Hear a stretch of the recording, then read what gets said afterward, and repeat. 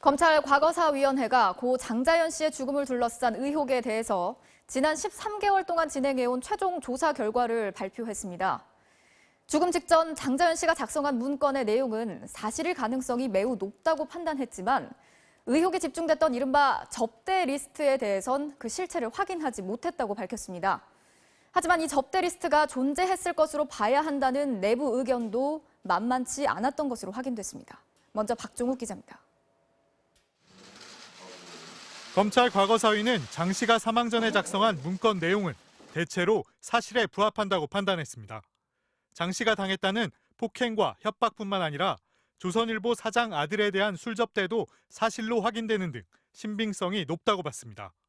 하지만 국민적 관심이 집중됐던 접대 요구자 리스트에 대해선 진상규명이 불가능하다고 결론 내렸습니다. 현재로서는 리스트의 실물을 확인할 수 없고 장자연 문건을 직접 본 사람들의 진술이 엇갈리고 있기 때문에 어떤 관계에 있는 사람들의 이름을 기재한 문건인지에 대해서 진상규명이 불가능하다고 결론을 내렸습니다. 하지만 대검 진상조사단은 관련자 진술을 토대로 실제 문건은 확보하지 못했다면서도 접대 리스트가 존재했을 것이라는 의견을 제시했습니다. MBC 취재 결과 조사단이 작성한 보고서에는 조선일보 방사장과 그 가족, 그리고 모 대기업 회장 등 12명이 리스트에 있었던 걸로 보인다고 적시됐던 것으로 확인됐습니다.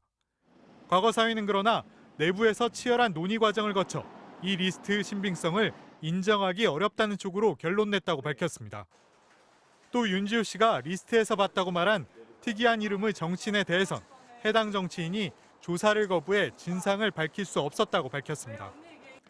하지만 과거사위는 장자연 씨가 숨진 뒤 초기 수사가 총체적인 부실이었다고 봤습니다.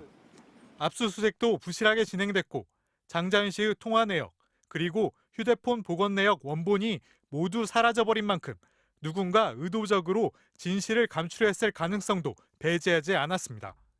과거사위는 80명이 넘는 참고인 조사를 벌였지만 강제 수사권이었고 대부분의 혐의가 공소시효를 지났다는 한계에 부딪히면서 장 씨의 소속사 대표 김종승 씨에 대한 위증 혐의만 검찰에 수사를 권고하며 조사를 마무리했습니다. MBC 뉴스 박종욱입니다.